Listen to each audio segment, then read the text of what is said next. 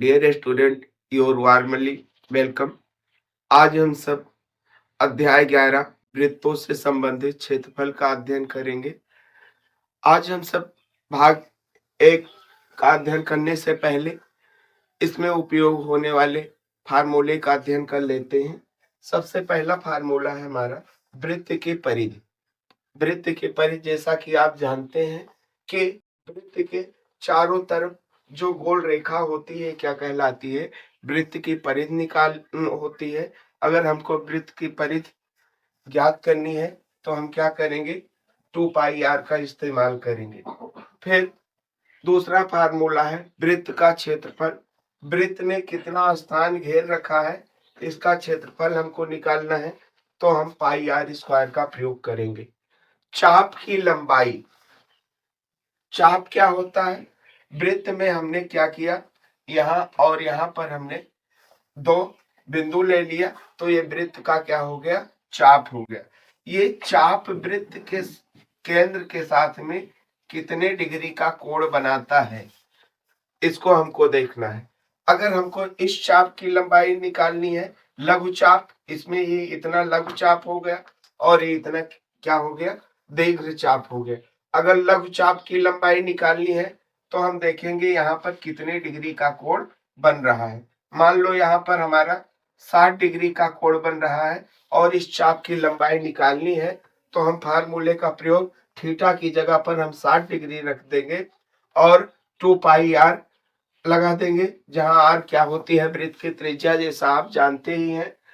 इसके बाद में अगर हमको दीर्घ चाप की लंबाई निकालना है तो हम क्या करेंगे? ये पूरा वृत्त 360 डिग्री पर घूम जाता है, तो हम इस थीटा को निकाल लेंगे कि ये थीटा कितना है, और इस थीटा को हम यहाँ पर रख के चाप की लंबाई निकाल लेंगे। चौथा फार्मूला है हमारा लघु वृत्त खंड का क्षेत्रफल। लघु वृत्त खंड का क्षेत्रफल, हमारा वृत्त खंड क्या होता है आइए हम सब जान लेते हैं। अगर हमने एक रेखा ऐसे खींच दी, इस तरीके से एक जीवा खींच दी, तो ये जीवा इस वृत्त को दो खंड में विभाजित कर देती है। छोटा वाला खंड जो होता है ये आपका लघु वृत्त खंड कहलाता है, ये लघु वृत्त खंड कहलाएगा, और जो बड़ा वाला होता है ये आपका दीर्घ वृत्त खंड कहलाएगा। लघु वृत्त खंड का क्षेत्रफल क्या होता है? थीटा अपान में 360 degree into pi r square होता है, और माइनस का लघु वृत्त खंड में निर्मित त्रिभुज का क्षेत्रफल। अब हमने यहाँ पर केंद्र माना वृत्त का, यहाँ पर त्रिभुज क्या निर्मित होगा? ये लघु वृत्त खंड है,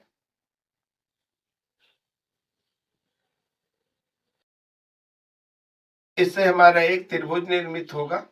अगर हमको लघु वृत्त खंड निकालना है तो हम सबसे पहले इस फार्मूले का प्रयोग करेंगे और फिर लघु वृत्त खंड में निर्मित त्रिभुज का क्षेत्रफल, इस त्रिभुज का क्षेत्रफल निकालेंगे, और इस त्रिभुज के क्षेत्रफल को हम क्या करेंगे? इतने में से हम घटा देंगे, हमारा लघु वृत्त खंड का क्षेत्रफल निकल आएगा। इसी तरीके से दीर्घ वृत्त खंड का क्षेत्रफल निकालना है तो हम लघु वृत्त खंड का क्षेत्रफल ज्ञात कर लेंगे, और फिर हम क्या करेंगे? पूरे हम वृत्त का क्षेत्रफल निकालेंगे और वृत्त के क्षेत्रफल में से हम लघु वृत्त खंड का क्षेत्रफल घटा देंगे, तो हमारा दीर्घ वृत्त खंड का क्षेत्रफल निकल आएगा। पांचवा फार्मूला है लघु त्रिज्य खंड का क्षेत्रफल। अब हमारा त्रिज्य खंड क्या है? ये यहाँ पर एक त्रिभुज का निर्माण हो रहा है, इसको हम त्रिज्य खंड कहते हैं। इसका क्षेत्रफल हमको निकालना है, तो हम यहाँ पर देखेंगे कि कितना थीटा बन रहा है, कितना डिग्री का कोण बन रहा है, और इस फार्मूले का प्रयोग करेंगे तो हमारा क्या हो जाएगा? हमारा लघु त्रिज्य खंड का क्षेत्रफल निकल आएगा। अब हमारा दीर्घ वृत्त खंड का क्षेत्रफल, दीर्घ वृत्त खंड का क्षेत्रफल ना करके यहाँ पर हमने गलत लिख दिया। त्रिज्यखंड का क्षेत्रफल, त्रिज्यखंड का क्षेत्रफल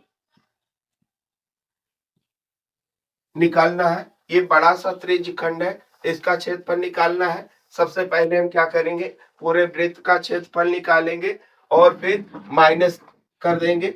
माइनस थीटा अपान में 360 डिग्री इंटू में पाई आर स्क्वायर। यहाँ पर जितने डिग्री का कोण बन रहा है उस कोण को हम ज्ञात करके और यहाँ थीटा की जगह पर मान रख देंगे और आर का मान रख देंगे और हमारा देख त्रिज्यखंड का क्षेत्रफल निकल आएगा। आइए हम सबसे पहले एक नंबर के प्रश्न को पढ़ते हैं और हम उसी में ऑब्जेक्टिव टाइप के प्रश्नों को भी जानेंगे।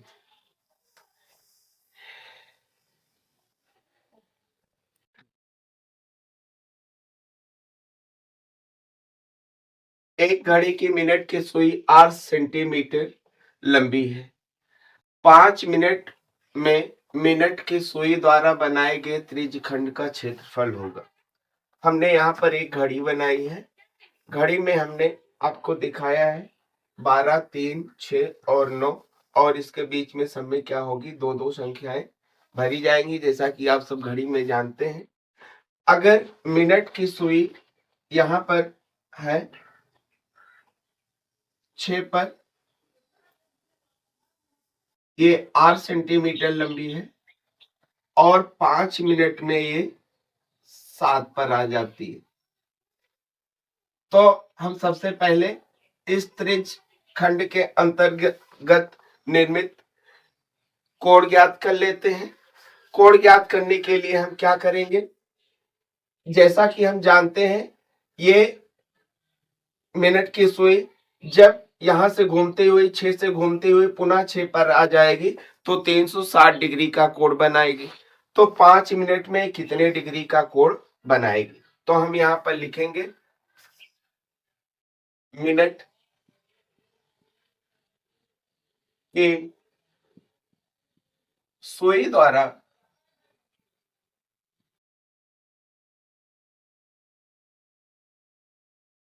पांच मिनट में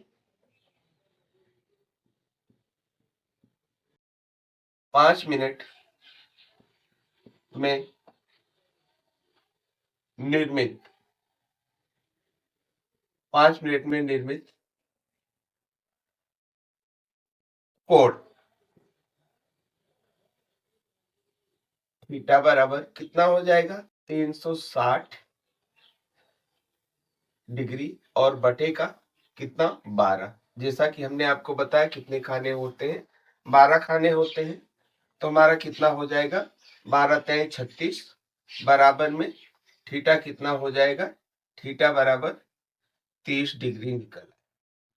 हमको आर पता है, जो हमारा ये घड़ी का डायल है इसकी त्रिज्या 8 सेंटीमीटर है, यहाँ पर दिया हुआ है।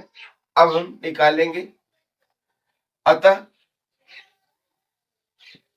त्रिज्यखंड का क्षेत्रफल बराबर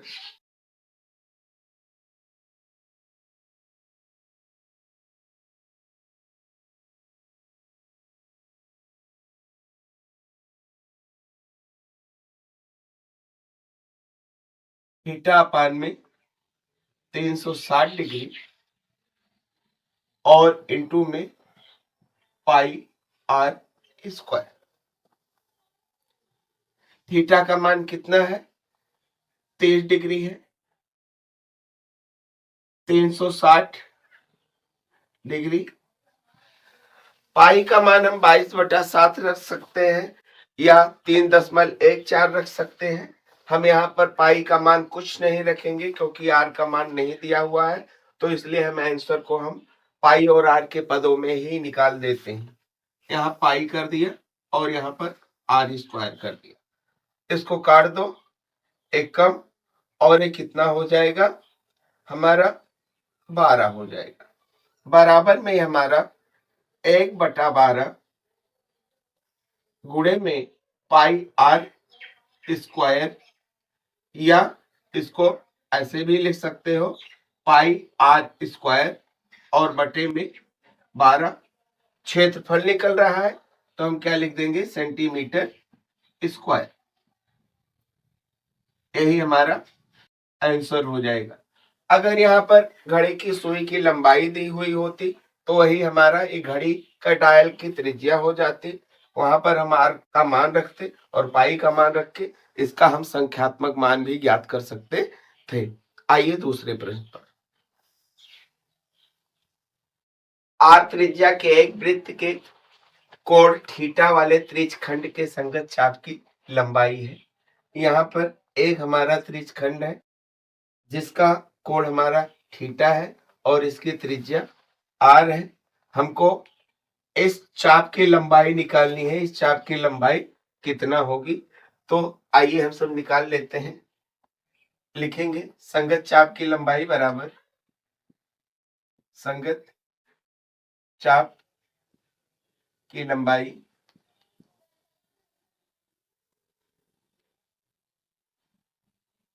एल बराबर, हमने आपको बताया था फार्मूला, थीटा अपान में 360 डिग्री और इनटू में कितना 2 पाई आर। यहाँ पर हमारा थीटा थीटा ही है और आर आर ही लिखा हुआ है, इसलिए यही हमारा क्या हो जाएगा, संगत चाप की लंबाई आंसर हो जाएगा। यदि 14 सेंटीमीटर त्रिज्या वाले एक वृत्त के त्रिज्यखंड का क्षेत्रफल 154 सेंटीमीटर स्क्वायर है तो त्रिज्यखंड का कोण होगा। हमको थीटा निकालना है और हमारा दिया क्या हुआ है, आर दिया हुआ है 14 सेंटीमीटर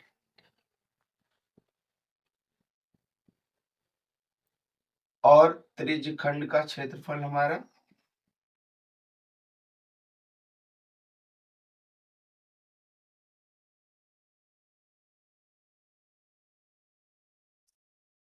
क्षेत्रफल भी हमारा दिया हुआ है। क्या होता है, त्रिज्यखंड का क्षेत्रफल बराबर हमारा थीटा अपान में 360 डिग्री इंटू में पाई आर स्क्वायर। त्रिज्यखंड का क्षेत्रफल हमारा 154 दिया हुआ है, हमने इसके नीचे रख। थीटा हमको निकालना है, यहाँ 360 डिग्री कर दिया और पाई का मान हमने 22/7 रख दिया और आर हमारा कितना है 14 सेंटीमीटर, गुणे में 14 गुणे में 14।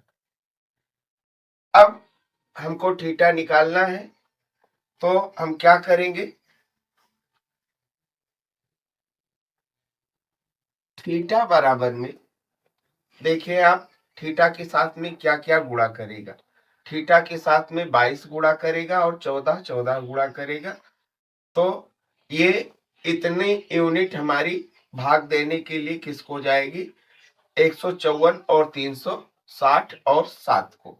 तो हम लिख देंगे 154 गुणे में 360 डिग्री और गुणे में 7 को भाग देने के लिए हमारा क्या है, 22 गुणे में 14 और गुणे में 14, 7 एकम 7, 7 दूनी 14 और इसको हम काटेंगे, देखते हैं हमारा कटेगा कितना, 22 हमारा 154 को काट सकता है, तो हम देखेंगे 7 बार में 22 एकम 22 और 22 सत्ते हमारा कितना हो जाएगा 154, 7 एक के 7 और 7 दूनी में क्या हो गया 14 हो गया। अब नीचे कितना बचा हमारा, 2 और 2 बचा, ये हमारा कितना हो गया 360 डिग्री और बटे का 4, 4 एकम 4 और 4 9 36 बराबर में हमारा कितना हो जाएगा, थीटा बराबर में 90 डिग्री। यही हमारा आंसर होगा। आइए आगे। सेंटीमीटर त्रिज्या वाले एक वृत्त के एक त्रिज्यखंड का क्षेत्रफल ज्ञात कीजिए जिसका कोण 60 डिग्री है। सबसे पहले हम यहाँ पर देख लेते हैं हमारा दिया क्या हुआ है, दिया है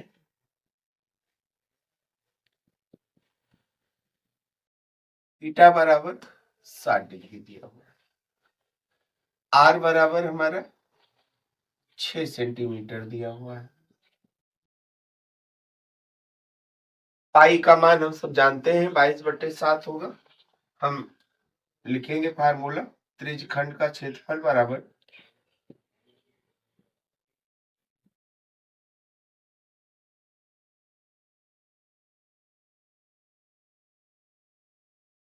थीटा अपान 360 डिग्री और गुणे में पाई आर स्क्वायर। ये 60 डिग्री और 360 डिग्री, पाई का मान 22/7 और आर हमारा कितना है 6 है, तो 6 गुणे हमने 6 कर दिया। आइए इसको काट देते हैं। 60 एकम 60 और 60 छक्के हमारा कितना हो जाएगा 360। एक 6 से हमारा दूसरा ये 6 कट गया और कुछ कटने के लिए है, कोई भी चीज कटने के लिए नहीं है। हमारा 22 और 6 बचा है ऊपर, तो 6 दूनी हमारा कितना हो जाएगा 12 हो जाएगा और 6 दूनी 12, एक हासिल 13 हो जाएगा और बटे में 7 सेंटीमीटर स्क्वायर। अगर हमको लगभग में आंसर लिखना है तो हम क्या करेंगे, हम इसको भाग दे देंगे। कितना हो जाएगा 7 से 132 को भाग दे दो, 7 एकम 7, 6 2 7 8 56, कितना आया 6 आया, पॉइंट लगाया 0, फिर 7 8 56 4 और 7 5 35। हम इसको ऐसे भी लिख सकते हैं 18.85 सेंटीमीटर स्क्वायर लगभग, क्योंकि ये हमारा परफेक्ट मान नहीं है। हमारा 7 जो है 132 को पूर्ण रूप से विभाजित नहीं कर पाएगा। तो आप ऐसे भी आंसर लिख सकते हैं, ऐसे भी लिख सकते हैं। बच्चों हम सब आगे 2 4 नंबर के प्रश्नों का अध्ययन करेंगे। जय हिंद।